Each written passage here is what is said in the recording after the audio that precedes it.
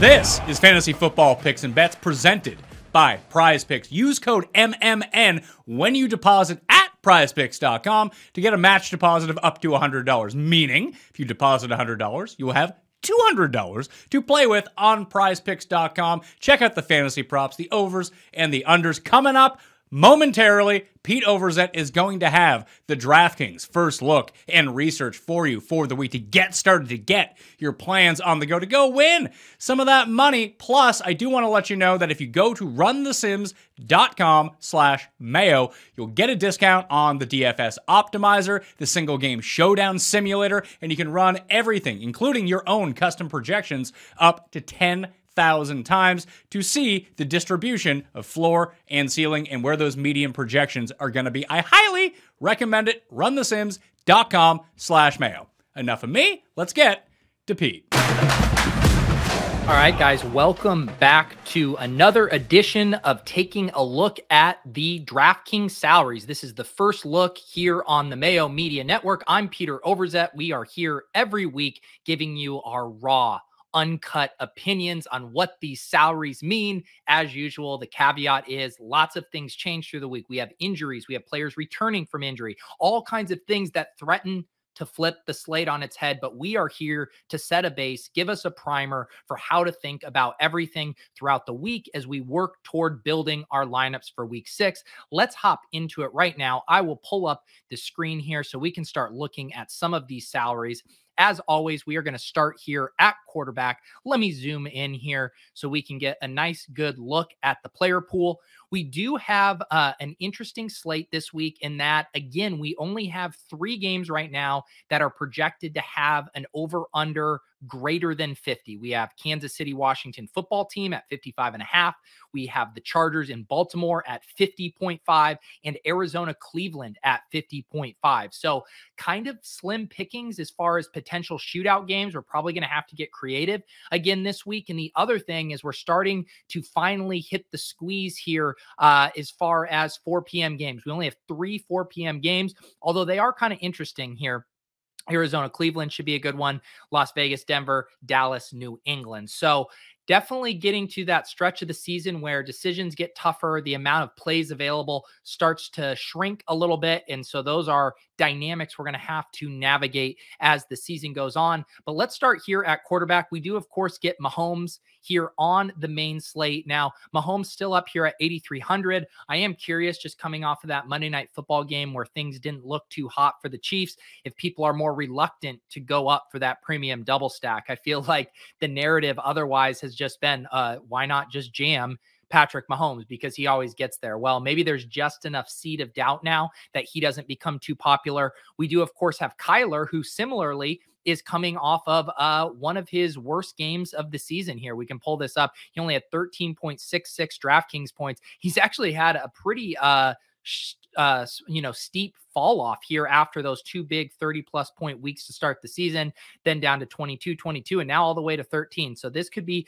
a buy low spot for Kyler Murray. We also get Lamar Jackson, who seems very underpriced here at 7,400. I'm recording this on Monday afternoon, so he is playing tonight, and we will see how Lamar looks tonight. If Lamar looks good tonight, then this salary is going to look pretty appetizing to the field, I'm guessing. And I could see Lamar Jackson being the highest owned quarterback on the slate. We, of course, have to mention Justin Herbert coming off an absolute monster game last week against Cleveland, 45.82 DraftKings points, 4 touchdowns, even got it done on the ground a little bit there with the touchdown. So Justin Herbert, hard to argue about him. And of course, that game with Baltimore, I think, will be fairly fun from a fantasy perspective. Of course, as we try to get a little cheap here, it is kind of slim pickings. I think Tyler Heineke at 5,800 at home versus Kansas City could be a potentially good spot here. You know, if the thesis is the Chiefs are scoring a lot of points and forcing Washington to play more up tempo, I think Heineke is going to be okay to use here at 5,800. If you want to get really gross, I think we could talk about Baker Mayfield. It's like the same thing, playing opposite a really good high-scoring team at home, similar with Washington hosting KC, Cleveland hosting Arizona here. So Baker Mayfield, It's tough. He definitely looked better than he did 2 weeks ago against Minnesota when he dudded. He got to get going in an up-paced game against the Chargers, but they're still just doing so much through the ground. Nick Chubb and Nick Chubb and Kareem Hunt are such a huge part of that offense. As we move on to the other cheap quarterbacks, I'm having a hard time, making a convincing case for any of these guys. I don't mind Derek Carr in general, but I feel like on the road in Denver is going to be a bit of a slog fest. I think that's a game that probably paces down. He only had 20 pass attempts last week against Chicago, and I could see it being a similar paced game there.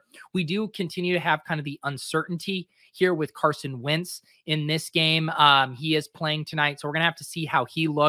But Wentz could potentially look underpriced at 5,400 here, and they are playing the Houston Texans at home. And Houston has found themselves in a lot of shootouts this year. Seems like all of their games pace up. So that could be interesting. I think the fear with Wentz is there's lots of fears with Wentz, but the main one would be that they just are able to have a lot of success running the ball and don't need to throw it. But unless we get something crazy happening this week, I don't see a lot opening up there as far as the quarterbacks going with the cheap guys. So it might be a week where we just kind of have to pay up at quarterback unless we want to mess around with some of these quarterbacks in the in the high scoring games like Baker Mayfield and Taylor Heineke. Let's head over to the running back position. I feel like the story of the running back position this week are all of the injuries as far as players potentially returning from injury, as well as current injuries. So Christian McCaffrey, 8,800, he could come back. I don't think the field is going to have any problem playing Christian McCaffrey at 8,800 if he is deemed healthy and ready to go. This price tag on Austin Eckler is starting to look pretty rich, so we'll see how that goes. Dalvin Cook, another guy. I mean, if Dalvin Cook is back and he's off the injury report at 7,700, I think he's going to be very, very popular. We've seen just how valuable this role is in this offense with Alexander Mattison going absolutely nuts last week. So I think things right now are probably trending toward Dalvin Cook returning because it sounded like he was close this week, and then they made the last second decision to sit him.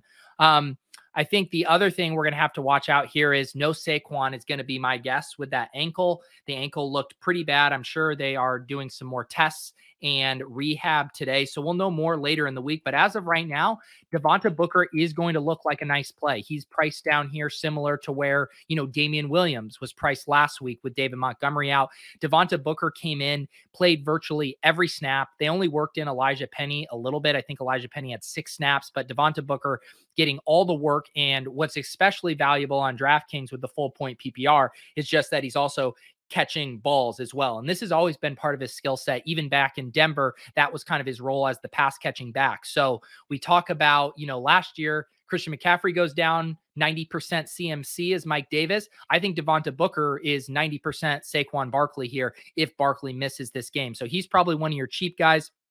We're also going to have to watch Clyde Edwards-Hilaire, who has a leg injury. The issue with Clyde Edwards-Hilaire in the Chiefs backfield is I don't really know who we're using here. You have Darrell Williams and Jerick McKinnon who get used. They're probably in a split backfield. I don't know if there is a DFS play here for us if Clyde Edwards-Hilaire is out as expected. Darrell Williams has just never flashed. He probably will get the goal line carries. I think Jerick McKinnon is probably the upside play just because he's going to catch some balls. But again, only 1 rush attempt last week. 2 receptions though. So this is probably a split backfield and just not a ton of running back usage. Think of like the Buffalo Bills light with Darrell Williams as the Zach Moss and Jerick McKinnon as the Devin Singletary. So that's not too exciting to me, but something to keep an eye on. It's pretty interesting down here as well. I think Tyson Williams, I'm curious to see how he looks tonight. His usage has been a little all over the map. The team definitely preferring to use Latavius Murray, but you never know with how their running back usage looks. So if Tyson Williams gets the majority of the carries tonight, I could see him looking attractive at this price tag. There's a couple guys in the mid-range, I think, that are the most interesting to me. So we mentioned Cook and McCaffrey coming back. Joe Mixon, who some thought was going to sit last week, he ends up playing, doesn't have a monster game. They did seem to kind of limit his workload a little bit, 10 attempts only, but now he's down here at 6,400. And I think when healthy, the team does want to get him up in that 18 to 20 touch range. And now he's going to be going against the Detroit Lions, who have just been absolutely atrocious against the run. So Joe Mixon, I'm going to guess, is going to become pretty popular. One guy I'm pretty interested in is Darrell Henderson here at 6,000. Basically, the team has kind of shown us that they really only want to use Sony Michel in a complementary role. They are completely willing to have Darrell Henderson be their bell cow. He had 17 carries last week for 82 yards. He gives you a heart attack every week because he leaves the game for a little bit with an injury. But in general, Darrell Henderson has been rock solid and has a really nice role. He's in the exact kind of price range, and I'm guessing ownership range that I like to target in tournaments. I think similar to Darrell Henderson, I think we can talk about Jonathan Taylor as well. Another guy that's going tonight, but they're going to be at home versus Houston, which is going to be a very nice setup for them. So I'll be curious to see how Jonathan Taylor shakes out. Again, I know I keep saying this, but depending on how he looks tonight, if the Ravens kind of bulldoze the Colts and Nyheim Hines is on the field a lot, Jonathan Taylor could be a little sneaky this week because his workloads continue to be good. Other than this game against Tennessee, where they were in a poor game script, he's been getting 15, 16, 17 carries. If he gets that against the Texans, which I think is a fairly safe assumption, he's going to be a really strong play there. So we'll have to keep an eye on some of these other injury situations. One other one to mention, Damian Harris did leave with a rib injury. There's not a ton here to get excited about. I always leave a candle on for Ramondre Stevenson. He just looks so good in preseason. And he actually had 11 rushing attempts this week against the Texans. So he would stand to gain a decent amount of work, I believe, if Damian Harris was out. Of course, you'd still have Brandon Bolden working in on pass downs, but Ramondre Stevenson at 4,500, if Damian Harris isn't good to go, would be pretty interesting to me. Let's head over to wide receiver here. We have Devonte Adams fully priced up, and deservedly so. His target share this year is just absolutely insane. I think he's averaging like a 36% target share. He's at $9,000 salary, and I'm guessing he'll still catch a decent amount of ownership. We also have Justin Jefferson all the way up here at 8,000. His price keeps going up. The gap between him and Adam Thielen continues to grow. So that's going to be an interesting point. I mean, I definitely prefer Justin Jefferson, but do we prefer him $2,200 worth? Because that's the salary differential between him and his teammate. Mike Williams now up here at 8,100. Another guy who is separating from his teammate. He has really kind of flipped Keenan Allen as the alpha wide receiver. And now we have Keenan all the way down here at 6,400 in a game that I think we're going to like here against Baltimore. So interesting to see some of these teammates get steamed up. And I think the salary hike is justified, but the question is, do they deserve to be priced up that much in relation to their teammates? There might be some buying opportunities for us here. I'm also kind of surprised that we have Mike Williams, Justin Jefferson priced higher than Cooper Kupp. I mean, Cooper Kupp has just been unbelievably good. 10 plus targets in every single game. He's, I would say, outside of Devonte Adams, one of the safest plays at wide receiver, and of course gives you that ceiling. So Cooper Kupp there seems like a better play to me than the Jefferson and Mike Williams, as much as I love those guys. And I assume the field will enjoy him as well. Let's see here. Anything else jumping out to us in the mid-range? I mean, the Cowboys wide receivers kind of continue to stay priced low here. It'll be interesting to see how Bill Belichick handles these guys. He generally seems to have a good game plan for the team's best options. If he views that as CeeDee Lamb or Amari Cooper, I guess is up for debate. We do see Robert Woods, his price jumps after the big game last week. So no more 5,400, 5,500 Robert Woods. He's up here at 6,100. Kadarius Toney, I mean, talk about a salary jump. He goes from 4,000 chalk wide receiver to a $5,600 player. I mean, deservedly so, coming off that 13 target game. He looked genuinely explosive. The issue is he punched a guy, and we don't know if he's going to be suspended. It says here in the blurb from Pat Leonard of the New York Daily News that he's unlikely to be suspended, but we'll have to see how that shakes out. It's always hard when these rookies get a big price jump because you're wondering, was this a mirage or is this reflective of his new role? Because if he continues to see 10 plus targets, then he's obviously underpriced at 5,600. So that'll be something interesting to keep an eye on. Another guy that jumps out to me if we're starting to look for some cheap wide receivers down here would be T. Higgins at 5,300. He was injured the previous few weeks, and he steps in right away and plays a great game and a full-time role. He had 7 targets, played 70% of the team snaps. He only had 5 catches for 32 yards, but I think that bodes well for how his role is going to grow going forward. Let's see if we can go dumpster diving here. When I did my initial look, I couldn't find a lot of cheap wide receivers I liked. Robbie Anderson's price continues to drop. We do have Quintus Cephas, who is going to be out. So maybe Amon-Ra St. Brown, who has had, if I can find him, Amon-Ra St. Brown at 4,200. He's had, I believe, 16 targets over the past 2 games. Yeah, 8 targets and 8 targets. So with Quintus Cephas out, he could be a guy you could look to at 4,200 there. But it is pretty slim pickings down here. Let's see if anyone else jumps out. I think we have to mention Nicole Hardman. He led the team in targets again last night, 12 targets for Nicole Hardman. So that's pretty interesting to me, and especially because Tyreek Hill is banged up. He has the leg injury. It looks like he's listed as questionable right now, although Adam Schefter did report a little bit ago that he isn't expected to miss time. It's just a minor knee injury. But still, knowing that Nicole Hardman led the team in targets is pretty interesting. As we continue to scroll down here, there's some other injury situations we need to keep an eye on. Curtis Samuel is dealing with a groin injury. He's considered week to week. We'll have to see what the deal is with Diami Brown, who's also questionable. He won't suit up this past week, and he injured his knee in week 4. So if he were to come back and Curtis Samuel was out, I guess that could be interesting. And I'm just trying to see if I can help you guys out with any other cheap plays down here. But as has been the theme this year, it is pretty gross down here in the cheap range. So we'll have to see as the week develops if there's any cheap running back plays we can get excited about. I mean, a couple of these names produced this week. Chris Moore had that long catch, 5 targets, 5 receptions, and he did have that touchdown. Kendall Hinton has kind of stepped in, playing a little bit of the KJ Hamler role for the Broncos. He had 3 targets, but man, I'm really grasping at straws down here. So we're going to have to stay tuned on that. Let's head over to tight end. We do have a pretty good tight end slate here as far as Travis Kelce is on the slate, Waller's on the slate, Andrews on the slate, Hawkinson. Kelce honestly looks pretty nicely priced to me at 7,000. We've seen his price more up in the 7,500 range, 7,600. So that looks good to me. Waller, I think at 6,600 is still great. He has a 25% target share. He's getting used down the field. The Raiders are going to be underdogs here, so maybe they can't control the time of possession as much as they want with the running game. I think Darren Waller sets up nicely.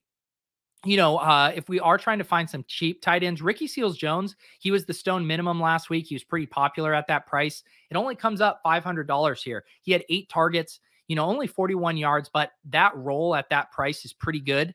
And he is pretty much getting, the Logan Thomas work now with him out. I think another guy that's interesting is Tyler Higbee. I think will continue to provide nice leverage on the Cooper Kupp ownership. And he's been kind of over the place as far as his spiked production, just because of how much this offense is funneling through Cooper Kupp. But I think he is an interesting look and just a cheap way to get exposure to that Rams offense. He only saw 2 targets last week, but he did play 84% of the snaps. So that's generally what we're trying to do. Look at these underlying peripherals, see which guys are on the field and who might be headed toward a better week. I'll see if anyone else stands out to me here. David Njoku looked pretty good. He's always been very athletic, very good after the catch. And that's what we saw on Sunday against the Chargers. He did have 149 yards receiving and 1 TD. And the Browns are desperate for playmakers outside of the run game. Odell's been disappointing this year. Jarvis Landry is injured. They just haven't had a lot of guys stepping up. So Njoku here at 3,700 looks pretty good to me. And yeah, we can go a little further deeper down here. I played Cole Comet last week. He lost a touchdown to Jesper Horsted. So that's how things are going for Cole Komet. But he did have 4 targets. So that could be interesting at 2,800. Any Tommy Tremble truthers out there? He did have a touchdown here, but only 4 targets on 12 yards. In general, with these tight ends, we're either paying up for one of these big guys or we're just trying to correlate our tight end with our quarterback in tournaments. So very, very slim pickings at tight end here. And I'll tell you what, of all these first look shows I've done, this one has felt the most gross. And I think that's because we have bye weeks hitting and we just have not as many players in the player pool this week. So that's how it goes. Hopefully this is helpful for you guys as you start to think about your lineups. And I hope you guys have a great week of building. You can find me over on my YouTube channel at youtube.com/Peter Overzet. I do primarily tournament strategy. So I talk about small field, single entry, 3-max tournaments. And of course, if you guys want to see which of these plays are actually popping in the simulations, you can check out our good friends over at Run the Sims. You can get 10% off any package with promo code Pete that gets you access to the simulator for both main slates and showdown slates. It even shows you how projected, how many points are in these projected lineups, how popular they're going to be based on percentage owned, all of that good stuff over at Run the Sims. So check that out. Promo code Pete over there for 10% off.